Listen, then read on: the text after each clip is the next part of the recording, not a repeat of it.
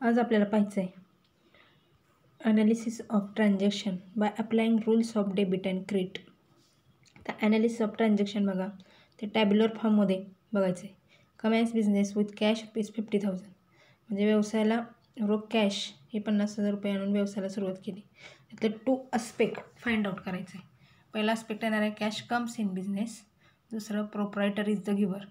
म्हणजे व्यवसायामध्ये कॅश आली असेल तर कॅश कम्स इन बिझनेस आणि ती देणारा ओनर असतो म्हणून प्रोप्रायटर इज द गिव्हर. ह्यातले 2 अकाउंट फाइंड आउट करायचे, कॅश अकाउंट आणि कॅपिटल अकाउंट. तर कॅश अकाउंट कसला आहे? रिअल. कॅपिटल कसलं आहे? पर्सनल. रूल अप्लाय करायचे. रिअल अकाउंट काय असतं? Debit the receiver, debit what comes in, credit what goes out. मग कॅश कम्स इन आहे म्हणून डेबिट व्हॉट कम्स इन येणार आहे. कॅपिटल हा पर्सनल अकाउंट सांगतो debit the receiver, credit the giver. Giver आहे म्हणून त्यामुळं क्रेडिट द गिव्हर येणार आहे. तर अकाउंट टू बी डेबिटरमध्ये काय येणार आहे? Cash account. Account to be क्रेडिटरमध्ये कॅपिटल अकाउंट येणार आहे. दुसरं ट्रान्झॅक्शन बघा, ॲडव्हर्टाइजमेंट पेड ₹5,000 टू इम्रान. ₹5,000 ॲडव्हर्टाइजमेंटसाठी दिलेत, म्हणजेच काय खर्च झाला. टू आस्पेक्ट काय करणार? ॲडव्हर्टाइजमेंट इज एक्सपेन्सेस, त्याचबरोबर पैसे गेले म्हणून कॅश गोज आउट.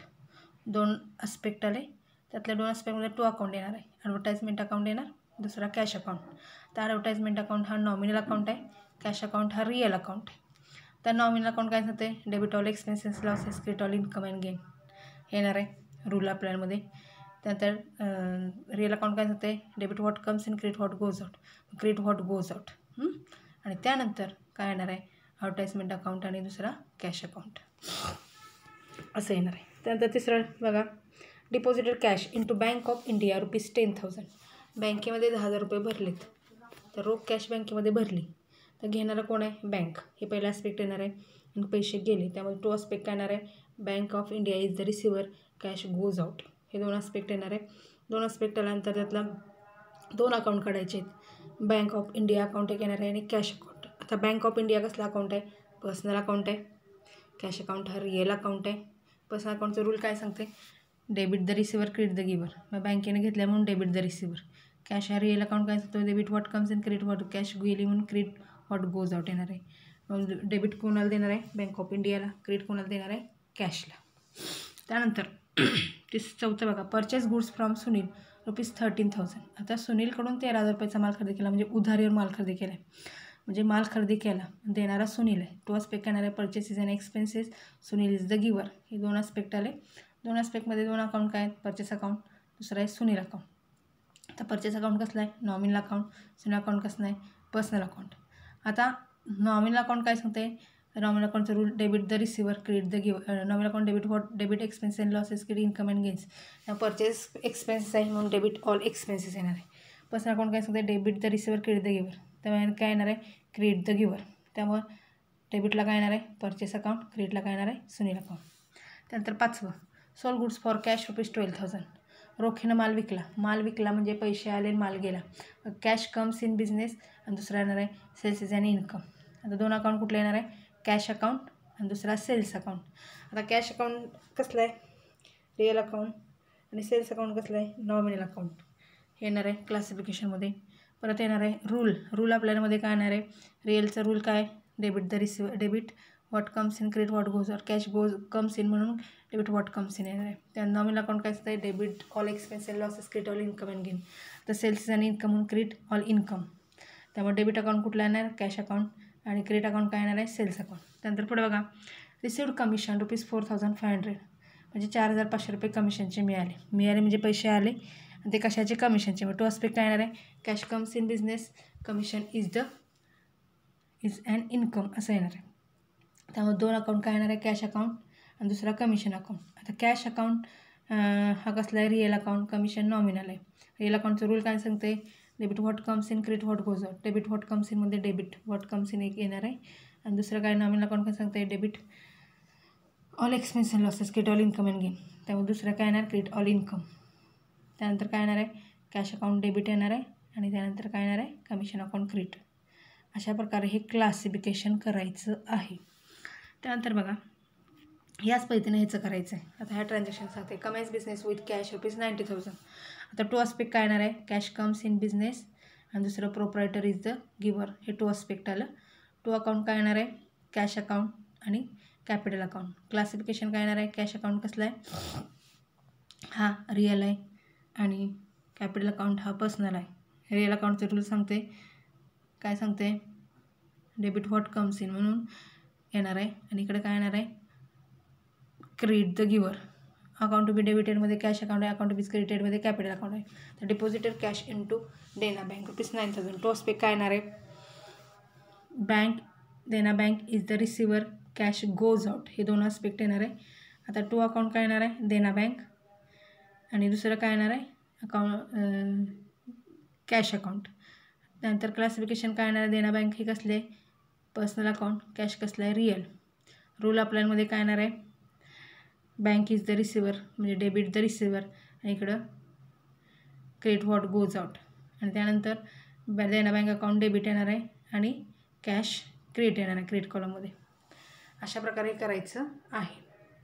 आता आपल्याला क्लासिफिकेशन ऑफ अकाउंट पाहायचं आहे. म्हणजे क्लासिफिकेशन ऑफ अकाउंट काय आहे तर बघा, म्हणजे asset, liability, capital, revenue, gains आणि एक्सपेन्स अँड लॉसेस याचं क्लासिफिकेशन करायचं आहे. काय क्लासिफिकेशन करणार, आता असेट म्हटलं की fix asset, current assets, fix असेटमध्ये मशिनरी, बिल्डिंग, गुडविल, फर्निचर. लायबिलिटीजमध्ये काय येणार आहे, बँक होडा, bank loan, bank bills payable, outstanding expenses, creditors, हे लायबिलिटीमध्ये. कॅपिटलमध्ये काय येणार आहे, आदित्य कॅपिटल, गिरीश कॅपिटल, हे कॅपिटल येणार आहे. रेव्हेन्यू आणि गेन्स म्हणजे फायदा आणि उत्पन्न आणि फायदे म्हणजे काय बघा, commission received, dividend received, rent received, interest received हे येणार आहे.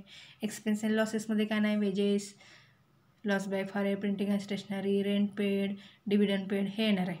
म्हणजेच काय, आता ही asset, liability, capital, expenses, revenue हे सगळे आपल्याला हे अकाउंटिंग ह्याच्यामध्ये बघायचं आहे. म्हणजे increase is asset is debited, asset असेल इन्क्रीज झाली तर डेबिट करायचं आहे, डिक्रीज झाली तर असेट क्रेडिट करायचं आहे. Increase expenses and losses is debited, decrease expense and losses is credited.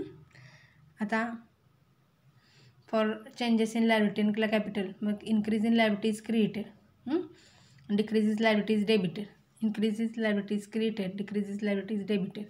म्हणजे increase in revenue gain in created, decrease is revenue gain is debited असंही आहे. या पद्धतीनं आपल्याला आता अकाउंटिंग इक्वेशन बघायचं आहे बघा. तर अकाउंटिंग इक्वेशन पाहण्याआधी प्रत्येक ट्रान्झॅक्शन आहे त्या ट्रान्झॅक्शनमध्ये टू अकाउंट कुठले आहेत बघायचं आहे. कमॅन्स बिझनेस विथ कॅश ₹70,000. आता व्यवसायाला सुरुवात केली म्हणजे दोन अकाउंट कुठले येणार आहेत, cash and capital. The deposited cash in to bank of India ₹10,000. बँकेमध्ये 10,000 भरलेत, बँक ऑफ इंडिया अकाउंट येणार cash account. The withdraw cash from bank of India for office use म्हटलं की कॅश अकाउंट आणि बँक ऑफ इंडिया येणार आहे. आता purchase goods for cash ₹5,000 म्हणजे purchase in expenditure, cash goes out, त्यामुळे purchase account आणि कॅश अकाउंट.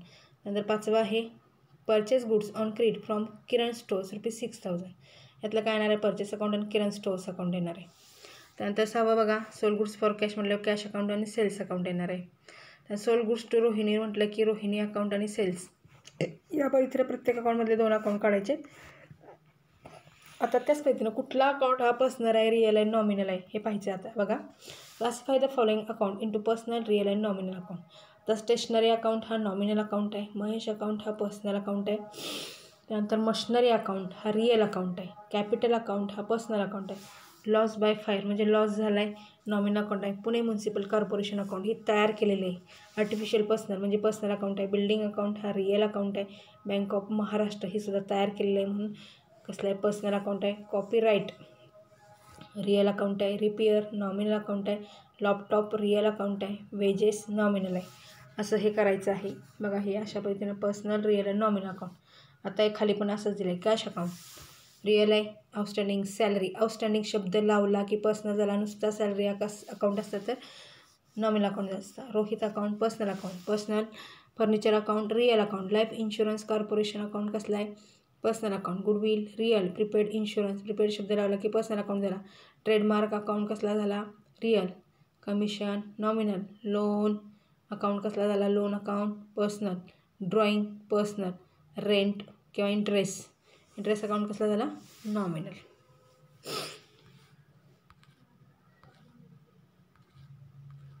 त्या पद्धतीनंच हे सोडवायचं आहे. आणि आता खाली दिले classification the following account into asset, liability, income, expenditure and capital. तर लँड अँड बिल्डिंग असेट आहे.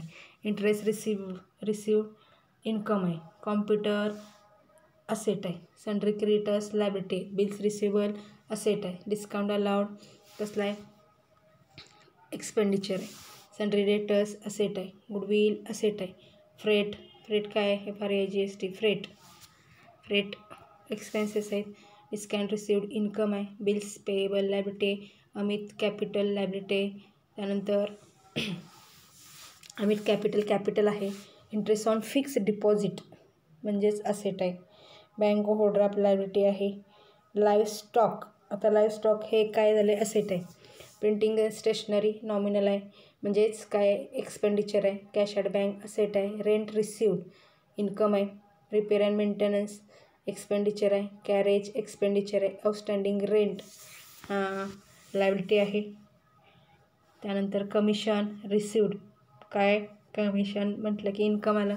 बँक लोन लायबिलिटी आहे. इलेक्ट्रिसिटी बिल एक्सपेंडिचर आहे. कॉपीराईट काय, असेट आहे. अशा पद्धतीने केलेलं आहे. इथं बघा, land and building, computer, bills receivable, sundry debtors, goodwill, life stock, cash at bank, copyright, sundry creditors liability, bills payable, bank overdraft, outstanding rent, bank loan. या पद्धतीनं हे इन्कम, एक्सपेंडिचर आणि इन्कम अँड गेन हे पाहायचं आहे. इथंच आपण थांबू.